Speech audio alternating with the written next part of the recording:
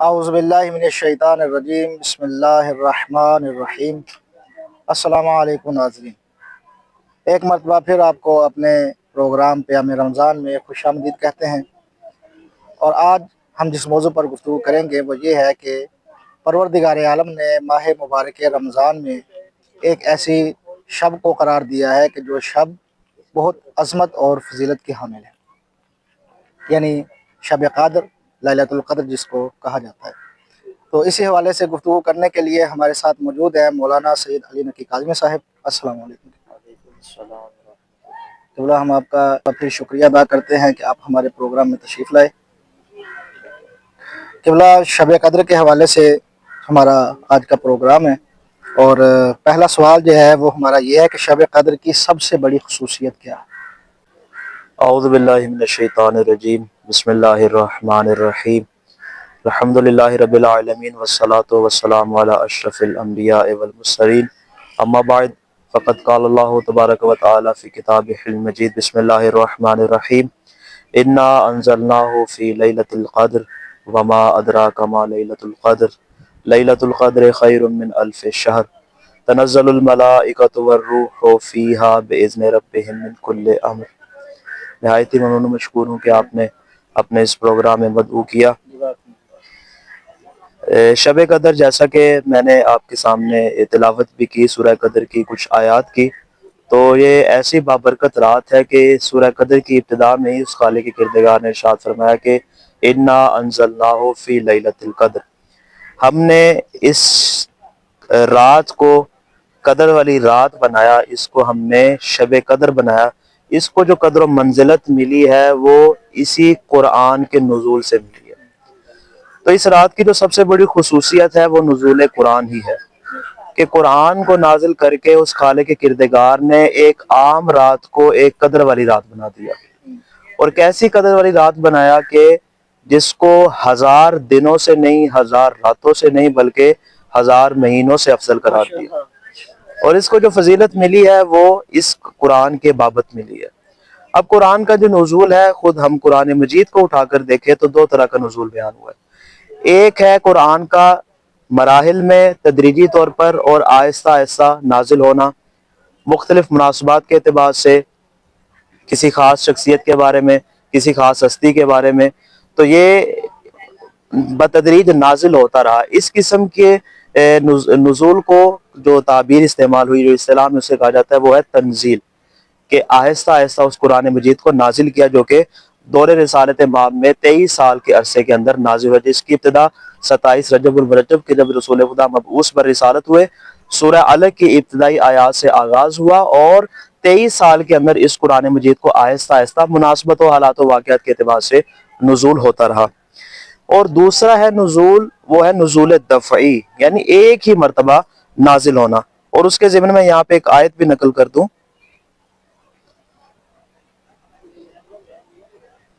بسم اللہ الرحمن الرحیم نزل به الروح الامین علی قلبک،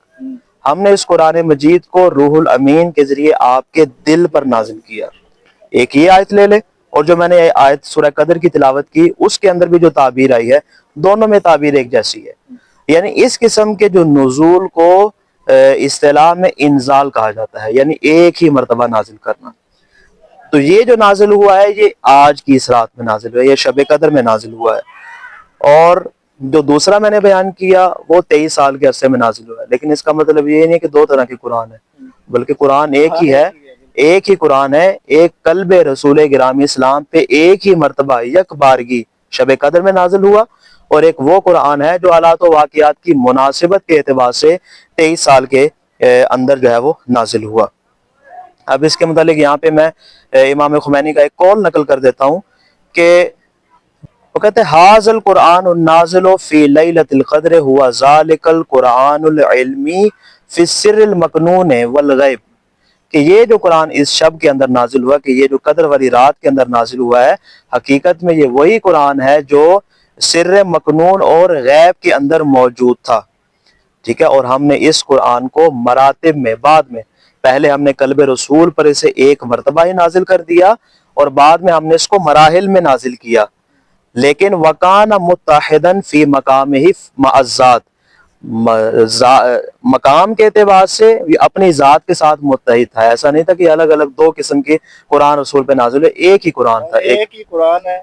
صرف نزول میں یہ فرق ہے کہ بعض مناسبات کے اعتبار سے نازل ہوا, جی بالکل ایسے ہی ہے. اور ایک مرتبہ دفعتاً مکمل قرآن, یعنی جو الحمد سے لے کر بسم اللہ سے لے کر والناس کے سین تک جی مکمل بالکل. قرآن. اس کو ہم اپنے آسان الفاظ میں یوں سمجھ سکتے ہیں, جو ایک مرتبہ نازل ہوا وہ مقام رسول گرامی اسلام کے اعتبار سے نازل ہوا, اور جو مراحل میں نازل ہوا وہ میرے اور آپ جیسے لوگوں کے لیے نازل ہوا کہ یک بارگی وہ اس قرآن کو متحمل نہیں کر سکتے تھے. آپ کو معلوم ہے کہ لو انزلنا هذا القرآن على جبل لرأيته خاشعا متصدعا من خشیت اللہ, اگر پہاڑ پر نازل ہوتا تو وہ ریزہ ریزہ ہو جاتا,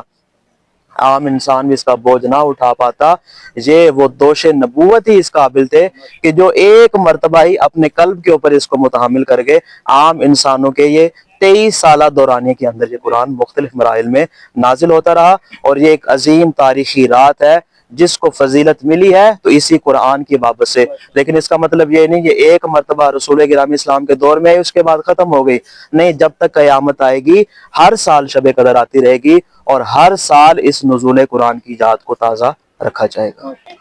ماشاءاللہ کہ بلا بہت خوب آپ نے بہترین انداز میں شب قدر کی جو سب سے بڑی خصوصیت ہے اس کو بیان کیا, کہ شب قدر کی خصوصیت یہ ہے کہ اس شب میں قرآن مجید جو ہے وہ نازل ہوا. مزید آپ نے اس کی وضاحت فرمائی کہ نزول کی دو قسمیں. اگلا سوال یہ ہے کہ شب قدر میں صرف قرآن ہی نازل ہوا, یا قرآن کے علاوہ کوئی اور شے بھی ہے کہ جو شب قدر میں نازل ہوتی ہے؟ اس کے بارے میں آپ کیا فرمائیں گے؟ یہ بڑا ہی خوبصورت سوال آپ نے کیا کہ اس میں جس طرح کہ سورہ قدر کو اگر آپ تھوڑا سا ملاحظہ فرمائیں تو ابتدا میں قرآن مجید کے نزول کی بات ہے, اور اس کے بعد کچھ آیات پہلے قرآن شب قدر کی فضیلت بیان ہوئی. تم کیا معلوم شب قدر کیا ہے, یہ تو وہ رات ہے جو 1000 مہینوں سے افضل ہے. اس کے بعد کہا تنزل الملائکۃ والروح فیہا, یہی وہ رات ہے کہ جس کے اندر ملائکہ نازل ہوتے رہتے ہیں. یہ نہیں کہا ایک بار نازل ہوئے, یہ نہیں کہا کہ بعد میں ایک ایسی رات آئے گی اس میں نازل ہوں گے, نہیں, کہا جب تک شب قدر آتی رہے گی ملائکہ اس میں نازل ہوتے رہیں گے. اور یہ ایسی رات ہے کہ فیہا یفرق کل امر حکیم امرا من عندنا, اسی رات کے اندر ہر حکیمانہ امر کی تفصیل وضع کی جاتی ہے. دیکھیں اب یہ فرشتے جو نازل ہو رہے ہیں یہ خدا کی جانب سے آ رہے ہیں, خدا کے اذن سے آ رہے ہیں, بے اذن ربہم, یہ بھی ساتھ میں لفظ استعمال ہوا ہے, خدا کی طرف سے آتے ہیں, خدا کی اجازت لے کر آتے ہیں, تو آنے کا کوئی نہ کوئی مقصد تو ہوگا. تو یہ فرشتے جو نازل ہو رہے ہیں اس خاص رات کے اندر خدا سے اجازت لے کے اس زمین پر آ رہے ہیں, تو یہ کیا لے کے آ رہے ہیں؟ امر لے کر آ رہے ہیں. اور اس امر کی قرآن مجید کے اندر مختلف مقامات پر مختلف قسم کے معانی بیان ہوئے ہیں. میں یہاں پر کچھ فقط احادیث کو یہاں پہ نقل کرنا چاہوں گا. اس کی جو یہ میں نے آپ کے سامنے سورہ قدر کی جو تنزل الملائکۃ والروح فیہا والی کی تلاوت کی, اس کی تفسیر میں امام صادق علیہ السلام ارشاد فرماتے ہیں تنزل فیہا الملائکۃ والکتبۃ الی السماء الدنیا, یہ وہ بابرکت رات ہے کہ جس میں فرشتے اور کاتبین, فرشتے اور لکھنے والے دنیا کے آسمان پر آتے ہیں. فَيَكْتُبُونَ مَا يَكُونُ فِي السَّنَةِ مِنْ أَمْرِهِ, اور اس سال جو کچھ بھی واقع ہوگا اس کی تفصیل کو لکھتے ہیں. وَمَا يُصِيبُ الْعِبَادُ, اور جس میں بندے مبتلا ہوں گے, لوگوں کے جو معاملات ہوں گے ان معاملات کو بھی تحریر کرتے ہیں. وَالْأَمْرُ عِنْدَهُ مَوْقُوفٌ لَهُ فِيهِ الْمَشِيَّةُ, اور وہ تمام امر کہ جس میں مشیت الہی پر موقوف ہیں وہ تمام امر لکھتے ہیں. فَيُقَدِّمُ مَا يَشَاءُ فَيُؤَخِّرُ مَا يَشَاءُ, اللہ چاہے جس کو مقدم کر دے جس کو مؤخر کر دے, وہ تمام تفصیل کو لکھتے ہیں, اس کے اندر لکھتے ہیں. وَيَمْحُ اللَّهُ مَا يَشَاءُ وَيُثْبِتُ وَعِندَهُ أُمُّ الْكِتَابِ, آیت کو بعد میں امام علیہ السلام نے کوٹ فرمایا کہ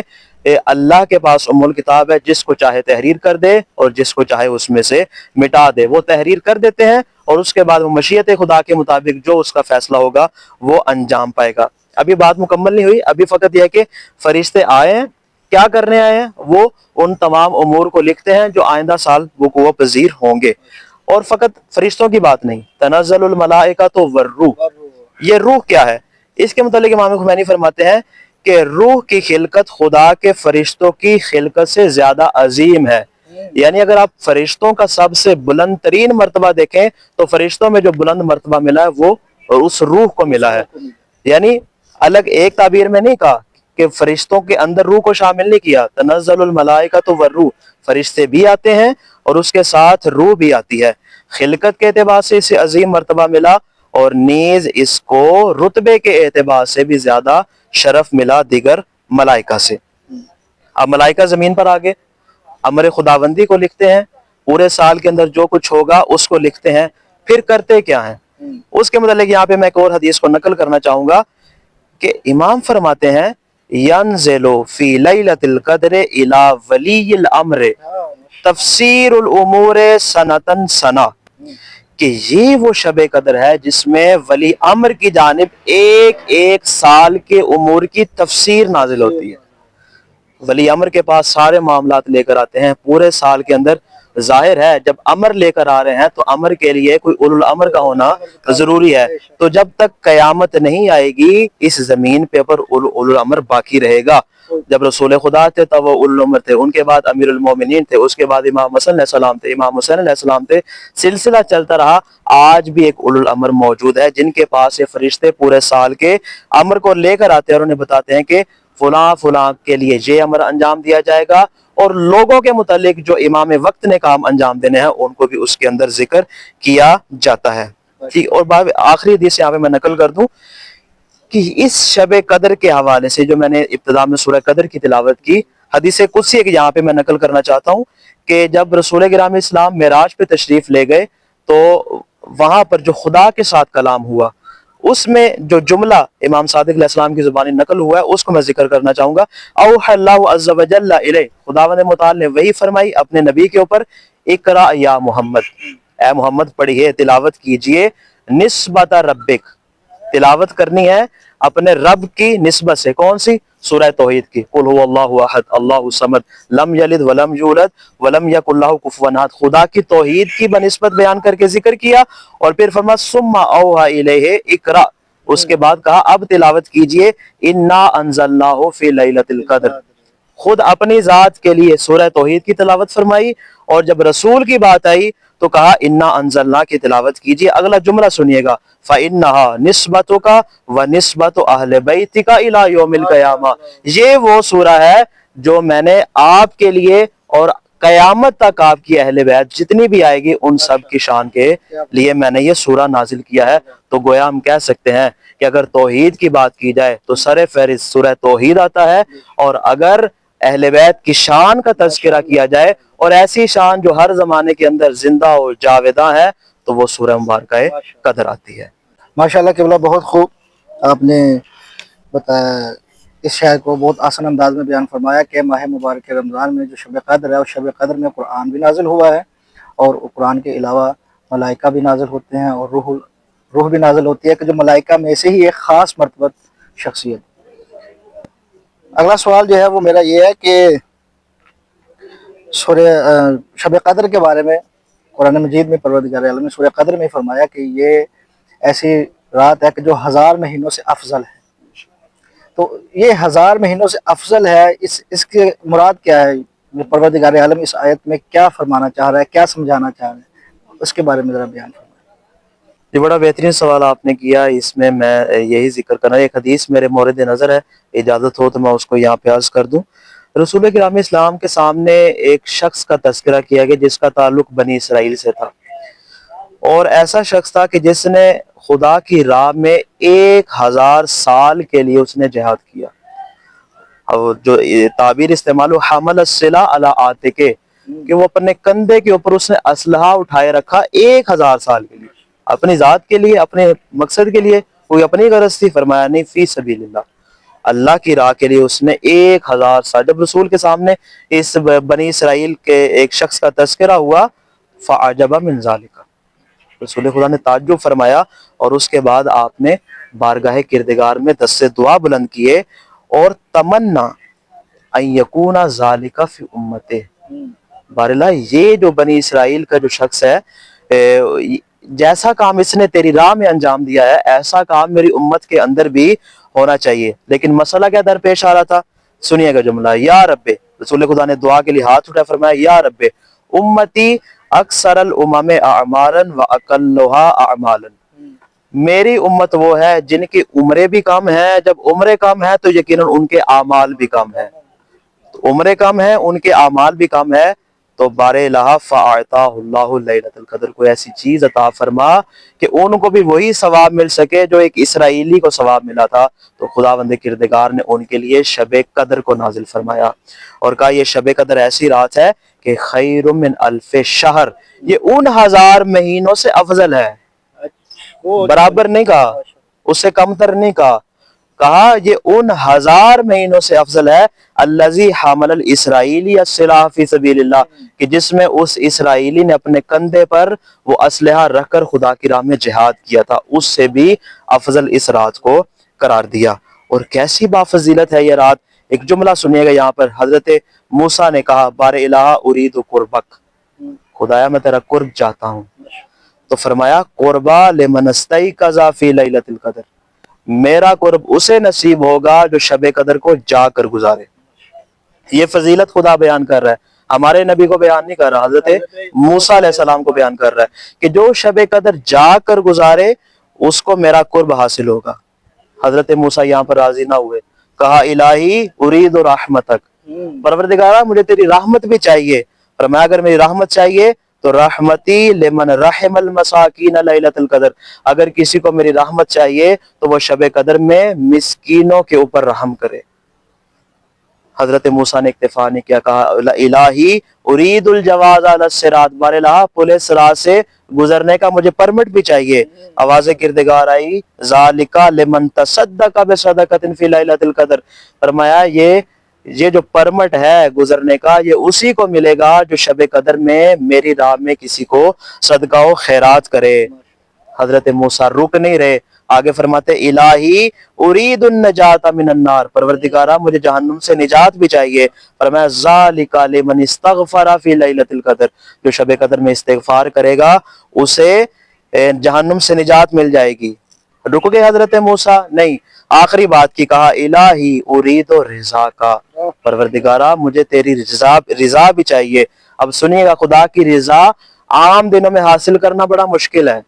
لیکن شب قدر میں خدا نے اپنی رضا حاصل کرنا کس قدر آسان کر دیا، فرمایا رضا یا لمن صلی رکعتین فی لیلۃ القدر، پوری رات جا کر 1000 رکعت پر مشتمل 100 رکعتوں پر مشتمل نماز پڑھنا ضروری نہیں ہے، اگر خلوص نیت کے ساتھ کسی نے شب قدر میں 2 رکعت نماز میرے لیے پڑھ لی تو اسے میری رضا حاصل ہو جائے گی۔ تو یہ ایسی رات ہے کہ جس رات کے اندر گویا اس حدیث میں یہی معلوم ہو رہا ہے کہ انسان کو محنت کرنے کی اتنی ضرورت ہی نہیں ہے، بلکہ انسان کے قلت کے ساتھ اور خلوص نیت کے ساتھ بجا لائے گئے اعمال ہی وہی شب قدر میں کافی ہے۔ اس لیے کہ اگر اس رات کو فضیلت ملی ہے تو اسی وجہ سے ملی، انہی اعمال کی بنسبت ملی ہے کہ جس کی وجہ سے کہا کہ لیلۃ القدر خیر من الف شہر، کہ یہ ایسی رات ہے جو 1000 مہینوں سے افضل ہے۔ ماشاءاللہ کہ بڑا بہت خوب، یعنی آپ نے فرمایا کہ حضرت موسیٰ علیہ السلام نے پروردگار عالم کے قرب کی خواہش کی، رحمت کی خواہش کی، پل صراط سے گزرنے کا جو جواز ہے اس کی خواہش کی، اسی طرح نجات اور پروردگار عالم کی رضایت کی خواہش کی، تو پروردگار عالم نے فرمایا کہ یہ ساری چیزیں لیلۃ القدر میں ایک ہی شب میں جو ہے مضمر ہے، پوشیدہ ہیں۔ تو وہ لیلۃ القدر ہے کون سی شب، اس کے بارے میں ذرا تھوڑی سی رہنمائی فرما دیجیے۔ جی بالکل، بڑا ہی عام سوال آپ نے کیا، اور یہ ایسا سوال ہے جو تقریباً ہر بندہ مومن کی زبان پر ہوتا ہے کہ یہ جو کہا گیا کہ آخری عشرے کے اندر اس کو تلاش کرو، اور پھر ہمارے ہاں چونکہ زیادہ آسانی ہے کہ بعد والی راتوں میں تھوڑی سہولت دے دی گئی ہے، وہ کہا کہ یہ جو آخری عشرے کی ابتدائی 3 راتیں ہمارے سامنے آ گئی، یا 19 کی رات ہے، یا 21 کی رات ہے، یا پھر 23 کی رات ہے۔ اس میں بھی بعض اوقات مومنین ہم سے سوال کرتے ہیں کہ اس میں بھی بتا دے، کوئی ایک رات بتا دے اس میں ہم اس کو شب قدر سمجھ کے جو ہے وہ اعمال انجام دے دے۔ تو میں تینوں راتوں کے متعلق، چونکہ یہ نہیں کہ اگر ہم اس وجہ سے کہہ رہے کہ یا 19 کو ہے، یا 21 کو ہے، یا 23 کو ہے، تو اس کی وجہ اختلاف نہیں ہے، اس کی وجہ یہ ہے کہ ہمیں اس بلند مرتبے تک، یہ جو بھی صاحبان ایمان ہیں ان سب کو معصومین علیہ السلام اس بلند مرتبے تک دیکھنا چاہتے ہیں کہ جس کے ذریعے ہم ان تینوں راتوں کے فضائل کو درک کر سکے۔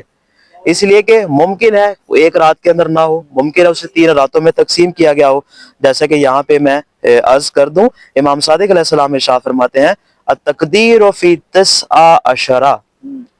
جو امور کی تقدیر ہے، جو امور لکھے جاتے ہیں وہ 19 کی رات کو لکھے جاتے ہیں، والابرام فی لیلۃ 21، اور جو ان امور کو استحکام اور امضاء کیا جاتا ہے وہ 21 کی رات کو کیا جاتا ہے، والامضاء فی لیلۃ 23، اور جب امور کو نافذ کرنے کی باری آتی ہے ان امور کو تو وہ 23 کی رات میں کیے جاتے ہیں۔ یعنی امام یہ فرمانا چاہ رہے کہ ان میں سے تم کسی ایک رات کو بھی نہیں چھوڑ سکتے، 19 میں بھی، 19 کو بھی شب قدر سمجھ کے اعمال انجام دو، 21 کو بھی شب قدر سمجھو، اور 23 کو بھی شب قدر سمجھو۔ 3 راتیں ہمارے پاس آ گئی۔ اب تھوڑا سا ہم آگے سفر کرتے ہیں۔ ہمارے پاس ایسی روایات بھی ہیں جن سے ہمیں معلوم ہوتا ہے یا شب قدر 21 کو ہے یا شب قدر 23 کو ہے۔ مولا کے ایک صحابی ہیں عبد الواحد انصاری، انہوں نے کہا مولا معین فرما دیں شب قدر کب ہے۔ یہ فقط آج کا مسئلہ نہیں ہے، یہ اس زمانے کا بھی مسئلہ تھا۔ وہ لوگ چاہتے کہ ہمیں کوئی ایک رات ایسی مل جائے کہ ہم اس کے اندر ہی کام تمام کر دیں، کہا ایک رات مولا معین فرما دیں۔ امام نے کہا یا 21 کی رات ہے یا پھر 23 کی رات ہے۔ صحابی سے صبر نہ ہوا، اس نے کہا مولا افرد لی لیلہ، مولا کوئی ایک رات بتائیں، یا 21 کہہ دیں یا 23 کہہ دیں، مولا یہ 2 راتیں کس لیے؟ فرمایا وما علیک ان تعمل فی لیلتین ہی احداہما، تمہیں کیا مسئلہ ہے اگر تم دونوں راتوں میں شب قدر کے اعمال کو انجام دے دو، کوئی حرج اس میں نہیں ہے، ان دونوں راتوں میں سے کوئی ایک رات ہے۔ پہلے ہمیں معلوم ہوا 3 راتوں میں سے کوئی ایک ہے، اب ہمیں معلوم ہوا کہ ان 2 راتوں میں سے کوئی ایک ہے۔ اب میں آپ کو نتیجے کی جانب لے کے جا رہا ہوں۔ اب ایک ایسی معین رات کی جس سے مسئلہ ہی حل ہو جائے کہ وہ کون سی رات ہے کہ جس کو ہم شب قدر کہہ سکتے ہیں۔ قبیلہ جوہنیہ، رسول خدا کے زمانے میں ایک قبیلہ تھا، اس کا رہنے والا ایک شخص رسول خدا کے پاس آیا اور اس نے کہا یا رسول اللہ، میرے اہل و عیال ہیں، میرے پاس بھیڑ بکریاں ہیں، میرے پاس لوگ، میرے پاس غلام ہیں، کنیزیں ہیں، اچھا خاصا لمبا سارا سیٹ اپ ہے، میرا اتنا بڑا کام ہے، تو میں مدینہ چونکہ دور ہے تو میں بار بار ماہ رمضان میں آپ کے پاس نہیں آ سکتا، تو یا رسول اللہ کوئی شارٹ کٹ ایسا مجھے بتا دیں کہ جس سے میں کیا کروں اس ماہ مبارک رمضان کی فضیلت کو درک کر سکوں۔ فدعاہ رسول اللہ صلی اللہ علیہ وآلہ فسارہ فی اذنہ، رسول خدا نے اپنے پاس بلایا اور اس کے کان میں کوئی بات کہی۔ اصحاب بیٹھ کے دیکھ رہے ہیں، کسی کو نہیں بتایا، کان میں اس کے کوئی بات کی، وہ وہاں سے چلا گیا۔ فکان الجہنی اذا کان لیلۃ 23، جب 23 رمضان المبارک کی شب آ گئی، لوگوں نے دیکھا کہ داخل بإبلہ وغنمہ وأہلہ الی مکانہ، کہ وہ اپنا سارا ساز و سامان سمیٹ کے مسجد نبوی میں خدا کی عبادت کے لیے آ گیا۔ اور یہ فقط 1 سال کی بات نہیں ہے، لوگوں نے بعد میں دیکھا جب بھی ماہ مبارک رمضان کی 23 آتی تھی تو وہ ہر سال اسی شب میں آ کر اعمال کو انجام دیا کرتا تھا۔ اور ایک اور حدیث آخری یہاں پہ میں نقل کر دوں، سید ابن طاؤس نے کتاب اقبال میں اس حدیث کو نقل کیا کہ